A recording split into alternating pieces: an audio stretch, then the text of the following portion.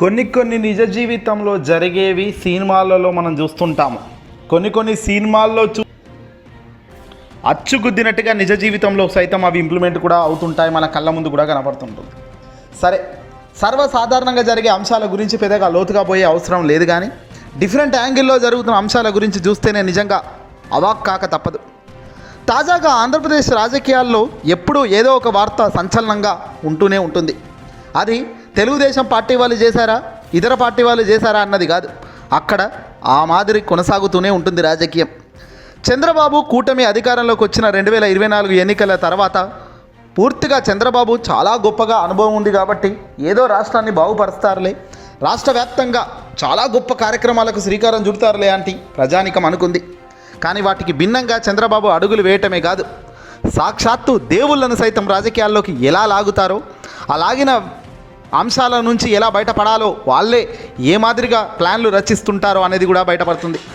తాజాగా తిరుమల లడ్డు తయారీలో జంతువుల కొవ్వు కలిసిందంటూ చంద్రబాబు చేసిన వ్యాఖ్యలకు సుప్రీంకోర్టు ధర్మాసనం గట్టి షాక్ ఇవ్వడం మన అందరికీ తెలిసిందే. షాకే కాదు, ఏకంగా రాష్ట్ర ప్రభుత్వం నియమించిన సిట్టును పక్కన పెట్టి అత్యున్నత న్యాయస్థానం ఏకంగా సిబిఐని కూడా రంగంలోకి దించింది. సిబిఐ డైరెక్టర్ పర్యవేక్షణలో 5 సభ్యుల బృందానికి విచారణ బాధ్యతలు అప్పగించిన సుప్రీంకోర్టు ధర్మాసనం ఈ బృందం ఇక ఆంధ్రప్రదేశ్కు రాబోతున్నట్టుగా తెలుస్తుంది. ఇటు అటు కాదు, మొదటికే మోసం వచ్చేలా ఉందని గ్రహించిన ముఖ్యమంత్రి చంద్రబాబు గారు హుటాహుటిన సుప్రీంకోర్టు తీర్పు ఇచ్చిన కొద్ది రోజులకే తిరుమలకు ప్రయాణమయ్యారు. తిరుమల లడ్డూ తయారీలో జంతువుల కొవ్వు కలిపాను అంటూ చెప్పిన మాటలు, ఆయన ప్రకటనలు ప్రజానికంకు తెలిసిందే. సోషల్ మీడియాలో ఇప్పటికీ ఆ వీడియోలు ఉన్నవే. దీన్నే ఇప్పుడు సుప్రీంకోర్టు వద్ద పెద్ద ఎత్తున చర్చకు దారితీసింది. సుప్రీంకోర్టు కూడా ఒక అడుగు ముందుకేసి ప్రత్యేక దర్యాప్తు సంస్థ సిబిఐని రంగంలోకి దించి ఒక ఇండిపెండెంట్గా దీన్ని దర్యాప్తు చేసే బృందంగా ఏర్పడి కీలక బాధ్యతలు ఇక్కడి నుంచి ఇద్దరిని తీసుకొని ముందుకెళ్తుంది. అయితే ఇప్పుడు చంద్రబాబు ముందుగా ప్లాన్ ప్రకారం అలర్ట్ అయిపోయారు. కొత్త వ్యూహానికి చంద్రబాబు ఇక్కడే తెరలేపారు. శుక్రవారం తిరుమలలకు స్వామివారికి పట్టు వస్త్రాలు సమర్పించిన చంద్రబాబు నాయుడు గారు శనివారం టీటీడీ అధికారులతో హుటాహుటిన సమీక్షా సమావేశం అంటూ నిర్వహించడం జరిగింది. తిరుమల లడ్డూ కోసం వినియోగించిన నెయ్యిపై మన స్టాండ్ ఏమిటో మనకు తెలుసు కదా, సిబిఐ ఆధ్వర్యంలో ఏర్పాటైన సిట్ బృందం విచారణకు వస్తే అందరూ ఒకే మాట మీద ఉండాలి అంటూ చంద్రబాబు వాళ్లకు డైరెక్షన్ ప్రారంభించేశారు. ఎస్, ఎంత దారుణమో చూడండి.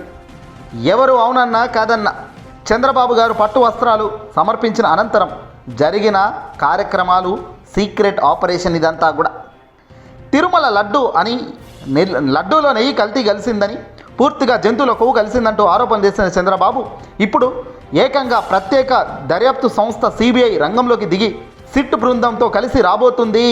మీరందరూ ఒకే మాట మీద ఉండాలి, ఎవరూ కూడా నాకు వ్యతిరేకంగా మాట్లాడకూడదు, అందరూ కూడా ట్రైనింగ్ ఇవ్వండి ప్రతి ఒక్కరికి అంటూ కీలక అధికారులతో శనివారం చంద్రబాబు డైరెక్షన్ ప్రారంభించడం విశేషంగా సంచలనంగా బయటపడుతుంది. ఇప్పుడు ఆ బృందం రాష్ట్ర ప్రభుత్వ తరపున మనకు అనుకూలమైన వారినే ఉంటారనుకోండి ఇద్దరు, ఆ ఇద్దరు మన వాళ్ళే, మనల్ని చూసుకుంటారు. కానీ మీరు కూడా మాట మీదే ఉండాలి, పిచ్చిగా ఎటు పడితే అటు మాట్లాడకూడదు. అధికారులు దిశానిర్దేశం చేసినట్లు విశ్వసనీయ సమాచారం. ఈ మేరకు చంద్రబాబు నాయుడు తిరుమల పద్మావతి అతిథి గృహంలో 5 ముఖ్య అధికారులతో ఈ మాదిరిగా సమీక్షలు నిర్వహిస్తున్నారట. ఖచ్చితంగా వాళ్ళు అడిగే ప్రశ్నలకు సమాధానం చెప్పండి, హుందాగా చెప్పండి, ధైర్యంగా చెప్పండి. ఏదైనా కూడా ఒకే స్టాండ్ మీద అందరూ ఉండేలా ఉండాలి. వీటికి తగ్గట్టుగా కార్యాచరణ రూపొందించి పక్కాగా ఒక 2 డేస్ ట్రైనింగ్ ఇవ్వండి అందరికీ.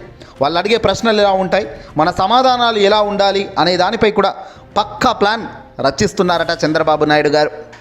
వాస్తవానికి ఇక్కడ ఒక విషయం ఎవరికైనా అర్థం కావడం లేదు. ఏందయ్యా అంటే, నిజంగా ఏ తప్పు నువ్వు చేయనప్పుడు వాస్తవాలు బయటకు చెబితే, ఆ బృందానికి నువ్వు ఉన్నట్టు చెప్తే సరిపోతుంది కదా. ఈ మాదిరి ట్రైనింగ్ ఇవ్వాల్సిన అవసరం ఏముంది? మన స్టాండ్ ఏమిటో మీకు తెలుసు కదా అని వాళ్లకు వివరించాల్సిన అవసరం ఏముంది? సాక్షాత్తు ముఖ్యమంత్రి స్థాయిలో చంద్రబాబు నాయుడు గారే ఈ వ్యాఖ్యలు వాళ్ళతో చేస్తుండడం అంటే ఎక్కడో ఏదో గట్టి తప్పు జరిగిందనే కదా తెలుస్తుంది. ఎవరు కూడా నా మాటకు వ్యతిరేకంగా మాట్లాడొద్దు అంటున్నాడు చంద్రబాబు నాయుడు గారు. అంటే ఇక్కడ దీని అర్థం ఏంటి? అసలు నీ మాటకు వాళ్ళెందుకు వ్యతిరేకం? నువ్వు అన్నదే వాళ్ళు చెప్పాలంటే అది వాస్తవం అయితే అందరూ ఒకే మాట మీద ఉంటారు కదా. అది వాస్తవం కానప్పుడు, నువ్వు అబద్ధాలు చెప్పినప్పుడు, నువ్వు లేనిది ఉన్నట్టు చిత్రీకరించే ప్రయత్నం చేసినప్పుడే ఇదిగో ఇలాంటి భయ ఆందోళన పరిస్థితులు వస్తాయి. మరి ఇలాంటి భయాందోళన పరిస్థితులు వస్తున్నాయి అంటే దానికి అర్థం వాంటెడ్గానే చేసినట్టు తప్పు. ఇది అసలు విషయం. ఇక్కడ చంద్రబాబు ఈ విషయాలన్నీ తెలిసినవే చంద్రబాబు అడ్డంగా దొరికింది. సుప్రీంకోర్టు లాంటి పెద్ద ధర్మాసనమే చివాట్లు పెట్టింది చంద్రబాబు నాయుడు గారికి. లడ్డూలో కల్తీ జరిగిందని ఎలా అంటావయ్యా? అసలు లడ్డూను టెస్టుకు పంపావా? సెకండ్ ఒపీనియన్ తీసుకున్నావా? లడ్డూలో నెయ్యిలు 4 ట్యాంకర్లు నెయ్యి కల్తీ ఉందని చెప్పి బ్యాక్ పంపించారంటున్నారు, వెనక్కు పంపించారు. మరి అలా వెనక్కు పంపించిన నెయ్యిలో కల్తీ జరిగిందని ఏ రకంగా చెప్తున్నావు? ఏం ఆధారాలు మీ దగ్గర ఉన్నాయంటే మాత్రం సమాధానం లేదు. ఇక ఇప్పుడేమో లడ్డూ ప్రసాదాలపై నాణ్యత పెంచాలి, ఎల్లప్పుడూ మా నాణ్యతను కొనసాగించాలి, తిరుమలలో వీఐపీ సంస్కృతి తగ్గాలి, ప్రముఖులు వచ్చినప్పుడు హడావుడి కనిపించకూడదు, టీటీడీ సిబ్బంది భక్తుల పట్ల గౌరవంగా ప్రవర్తించాలి. ఇవన్నీ కూడా ఇప్పుడు కొత్తగా చంద్రబాబు చెప్పడం ప్రారంభించారు. వాస్తవానికి చంద్రబాబు నాయుడు గారు చేసిన అతిపెద్ద బ్లండర్ మిస్టేక్ ఏందయ్యా అంటే కలవని కల్తీని కలిసిందని, అది కూడా తిరుమల తిరుపతి లడ్డూలోనే నెయ్యి దారుణంగా కలిసింది, కల్తీ నెయ్యి అని చెప్పడమే చంద్రబాబు చేసిన అతిపెద్ద బ్లండర్. ఆయన చేసిన ఈ బ్లండర్కు ఏకంగా వైసీపీ పార్టీకి సంబంధించి మాజీ ముఖ్యమంత్రి వర్యులు జగన్మోహన్ రెడ్డి గారు సుప్రీంకోర్టుకి వెళ్ళడం, సుప్రీంకోర్టు చివాట్ల వర్షం కురిపిస్తూ ఒక ప్రత్యేక దర్యాప్తు సంస్థ సిబిఐ చేతిలో ఈ అంతా కూడా పర్యవేక్షణ పెడుతూ, సిబిఐని అలా కూడా పూర్తి స్థాయిలో నమ్మకుండా 2 సిట్ అధికారులను రాష్ట్ర వ్యాప్తంగా పెట్టి, అలాగే ఈ ఫుడ్ కార్పొరేషన్ సంస్థ నుంచి ఒక వ్యక్తిని, ఇలా డిఫరెంట్ యాంగిల్స్లో వ్యక్తులను తీసుకొని ఒక ఇండిపెండెంట్గా చిత్తశుద్ధితో పనిచేసేటట్టుగా అడుగులు వేశారు. ఇక చంద్రబాబు ఇక్కడ వీళ్ళకి అధికారులతో చెప్తున్న మాటలు ఏందయ్యా అంటే, ఎలాగో సిట్ అధికారులు మన వాళ్ళే ఉంటారు, ఆ 2 మన వాళ్ళు పూర్తిగా అన్నీ మేనేజ్ చేసుకుంటారు, కానీ మిమ్మల్ని మాత్రం సిబిఐ అధికారులు మీ దగ్గరకు వచ్చి సమాచారం అడిగినప్పుడు ప్రాపర్గా చెప్పాలి అని చంద్రబాబు ఇక్కడ మాట చెప్తున్నారు. దీన్ని బట్టే అర్థమవుతుంది చంద్రబాబు తప్పును ఏ స్థాయిలో కప్పిపుచ్చుకునేందుకు స్కెచ్లు గీస్తున్నారు. పైగా చంద్రబాబు నాయుడు గారు తన షెడ్యూల్ను మార్పులు చేసుకొని మరి ఇక్కడ కలవడం విశేషంగా తెలుస్తుంది. వాస్తవానికి శనివారం ఉదయం 7:35 వక్కులమాత వంటశాల ప్రారంభం తర్వాత ముఖ్యమంత్రి చంద్రబాబు రేణిగుంట విమానాశ్రయానికి వెళ్లాల్సి ఉంది. అయితే సిబిఐ నేతృత్వంలో ఏర్పాటు కానున్న సిట్ బృందం తిరుమలకు వచ్చి విచారణ చేపడుతుందని, ఆ నేపథ్యంలో హుటాహుటిన తెలుగుదేశం పార్టీ ముఖ్యమంత్రి చంద్రబాబు టీటీడీ ముఖ్య అధికారులతో సమావేశం నిర్వహించాలని అప్పటికప్పుడు హుటాహుటిన బయలుదేరడం జరిగింది.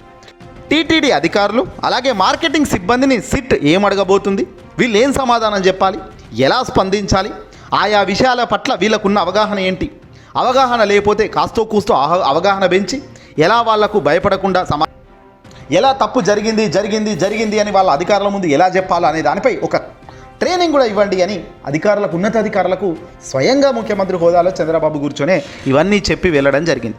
అంటే షెడ్యూల్ని మార్చుకొని మరి షెడ్యూల్లో ఉన్న ఎక్కడికి ఎప్పుడు పోవాలి, ఒక ముఖ్యమంత్రి స్థాయిలో ఉన్న వ్యక్తి ఎప్పుడు ఎక్కడికి వెళ్ళాలి అనేది ఉంటుంది. వాటిని సవరించుకొని చంద్రబాబు హుటాహుటిన రాత్రి అక్కడికి వెళ్ళి మళ్ళీ ఈ విషయాలపై లోతుగా వాళ్ళ అధికారులకు పిలిచి, మీరు భయపడకండి, వాళ్ళు వచ్చి అడుగుతారు, ఇవే చెప్పండి, నా మాట బోనించుకోకుండా నా మాటని నిలబెట్టండి అని, మిగతాదంతా నేను చూసుకుంటాను అని చెప్తున్నారు. చంద్రబాబుకి ఎలాగో బ్రీఫ్డ్ మీ అనేది అలవాటే.